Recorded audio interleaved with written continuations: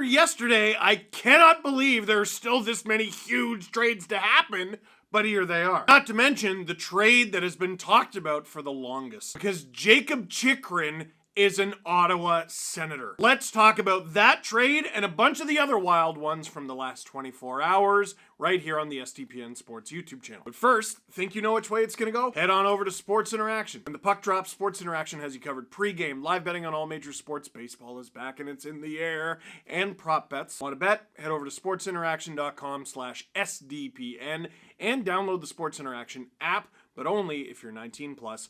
Please play responsibly. Let's start with the Jakob Chychrun trade. And I'm going to use capfriendly.com's graphic because it actually has the condition of one of the conditional picks. The Ottawa Senators acquire Jakob Chychrun and his $4.6 million cap hit, and also that he's a good hockey player.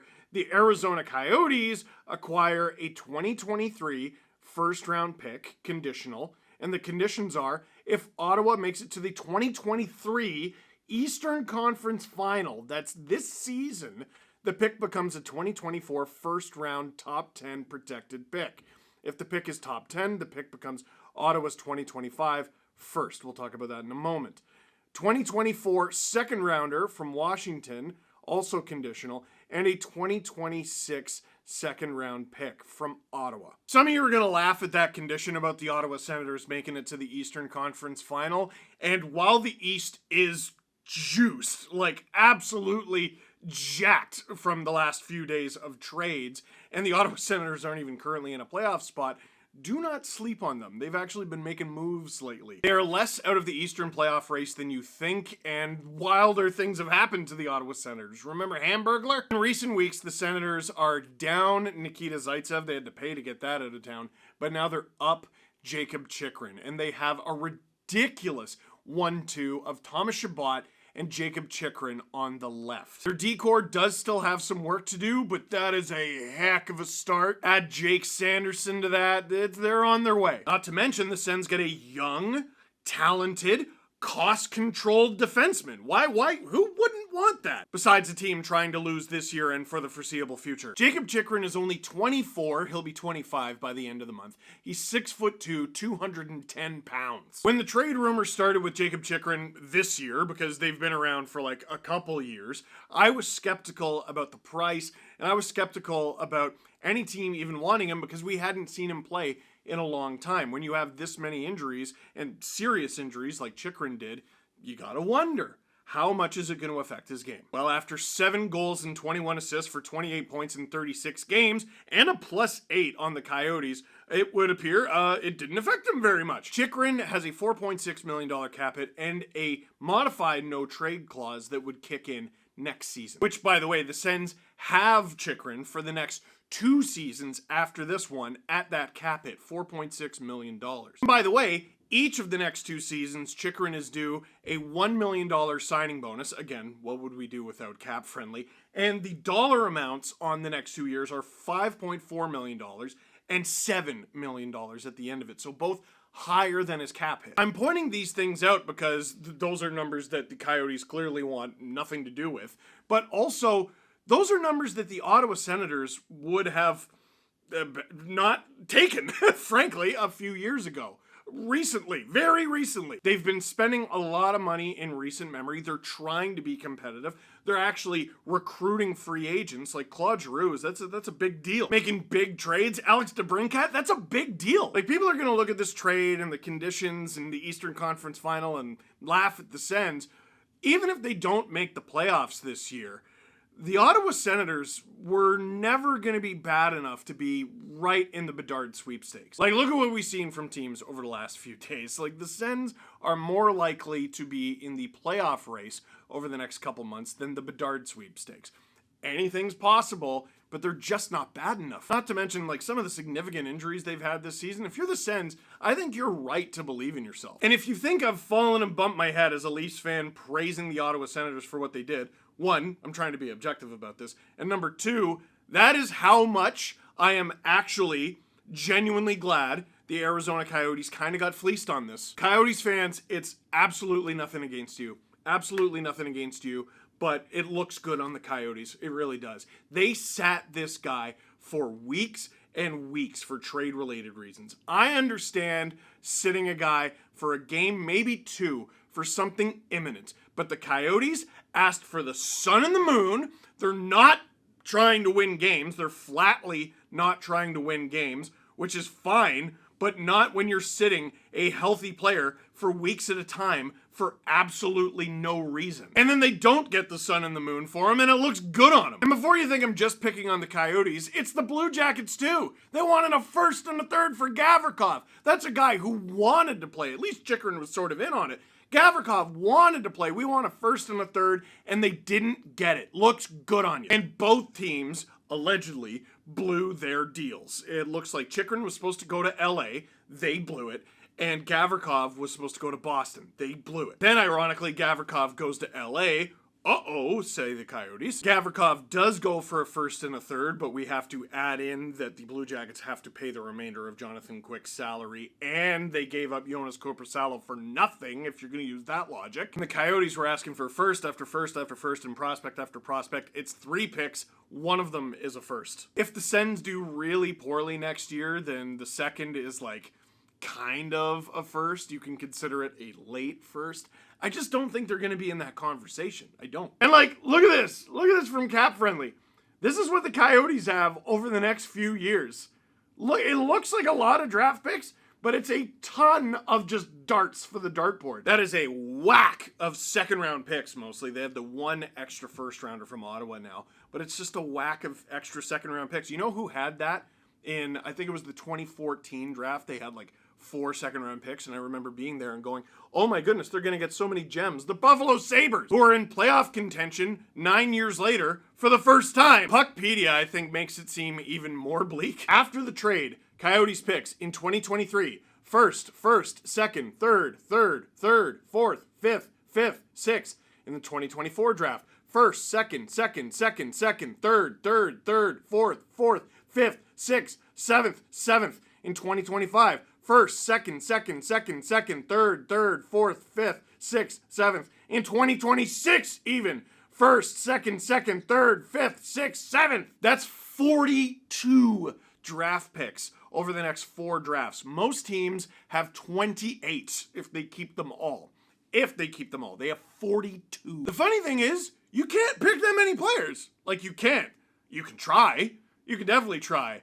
But you have 50 contract slots. Your organization is only allowed to have 90 players who you have the rights to. So there's 42 picks, plus you need to have an NHL roster, and you also have to have an AHL roster. How many of those picks just go unsigned and go back in the draft or become free agents? The best thing the Coyotes could do, and this would be smart and this would be good for the organization, is use those picks to trade up. Because just flatly using them all just doesn't make sense. Now, could the Coyotes have gotten more if they retained salary on Jakob Chychrun? Yes, of course they could have. Salary has proven to be extremely valuable, and cap space has proven to be extremely valuable at this trade deadline. They're just not willing to do it. They did it on Kane, and it's a one-time thing, and after this year, it's done.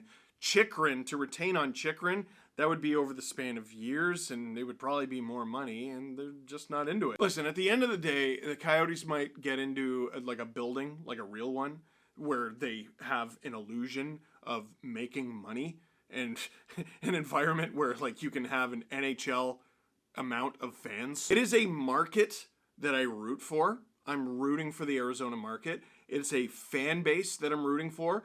I'm rooting for Arizona hockey fans. I cannot root for the Arizona Coyotes.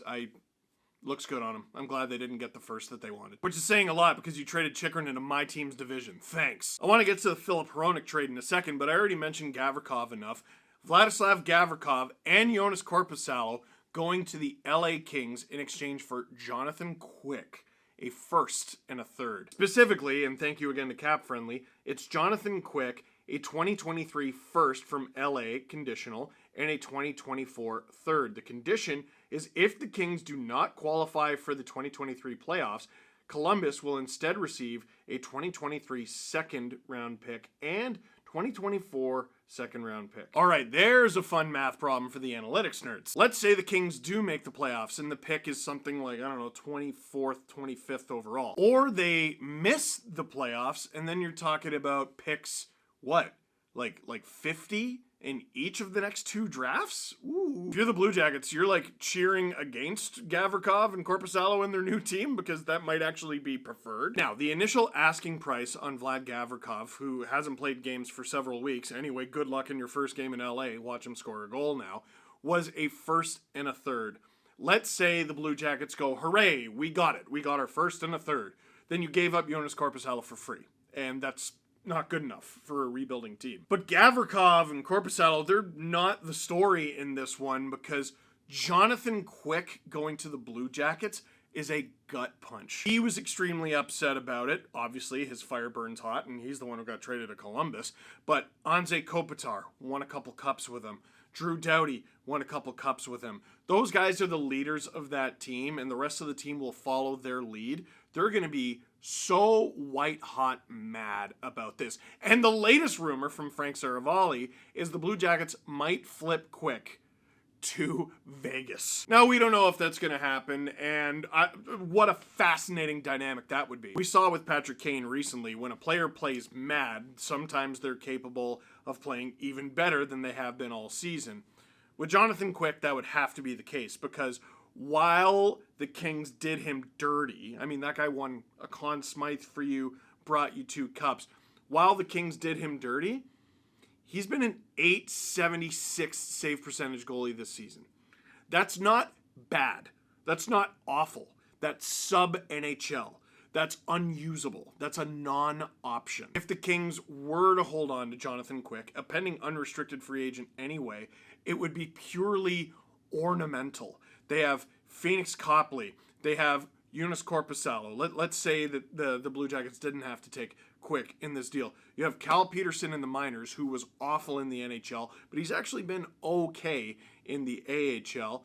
And you have, is it Valenti in the minors? Not even close. Matt Villalta. He's had good numbers in the AHL. Like, part of the reason that there was renewed interest in Patrick Kane is he went on the streak and everyone went, oh, holy smokes, the old Patrick's back. Jonathan Quick never offered that. He was an .876 goalie. This is unusable. If he goes to another team and proves he still got it, good for him. But nothing he has done this season has shown he's still got it. Still pretty dry, though. Next trade I want to talk about is actually 2 trades. The second one helps it make sense. Once again, using Cap Friendly's graphic, the Vancouver Canucks acquire Filip Hronek from the Detroit Red Wings. I didn't even know he was available. And a 2023 4th-round pick.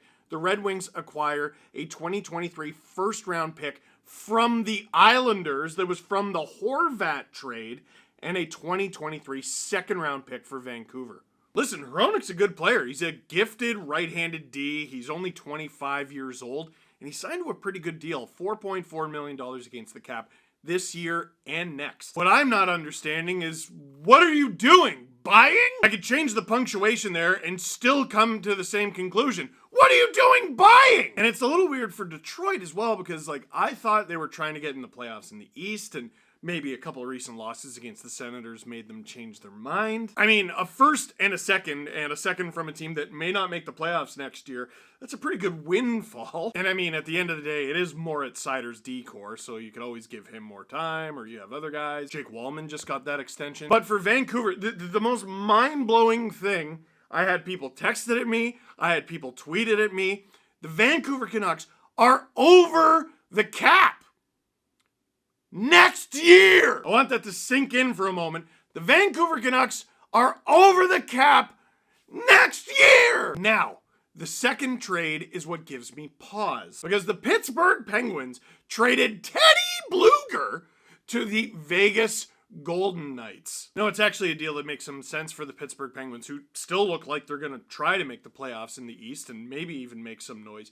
He makes $2.2 million against the cap, and he's a pending UFA. As was pointed out by many when the deal happened, it's the Penguins making room. Low-key, over the last couple days, because we've been so busy talking about all the trades that actually happened, the Canucks and the Penguins have been linked. There have been a lot of names thrown back and forth. Marcus Pettersson potentially going from the Penguins to the Canucks. Brock Besser potentially going from the Canucks to the Penguins, but it was reported that it's a forward with term potentially, and that's not necessarily Brock Besser. It could be Connor Garland, who's also in some moves. JT Miller, even though he's injured, could that be a thing? Thatcher Demko has been in rumors. Basically, every Canuck has been in rumors over the past little while. And the Penguins are, frankly, kind of a desperate team. So that Hronek deal is really weird for the Vancouver Canucks, but I'm not going to do a full evaluation of that team until after the deadline, because surely there's another shoe to drop. All Canucks fans told me was, no, there isn't. It's just a dumb team. But surely, and I tell you what, we'll leave it there. There were lots of other trades, important trades, probably trades you wanted me to talk about. Listen to my voice, dude. All the videos yesterday, a podcast today, this video, LFR tonight, LFR tomorrow, and then Friday is the trade deadline. We're going to be at the SDPN studios. We're going to be making videos all day, and we're going to be covering everything that you want us to cover. It's going to be a great time. Try to leave no stone unturned, no trade left behind, but you never know. Be sure to watch along, and we're going to have a live stream as well with the Game Over crew. Gosh, it's going to be a wild 72 hours? I can't count. So that is it for this one. Thank you very much for watching. Click like if you like this video. Click subscribe if you really liked it. Tell all your friends. Teddy Bluger!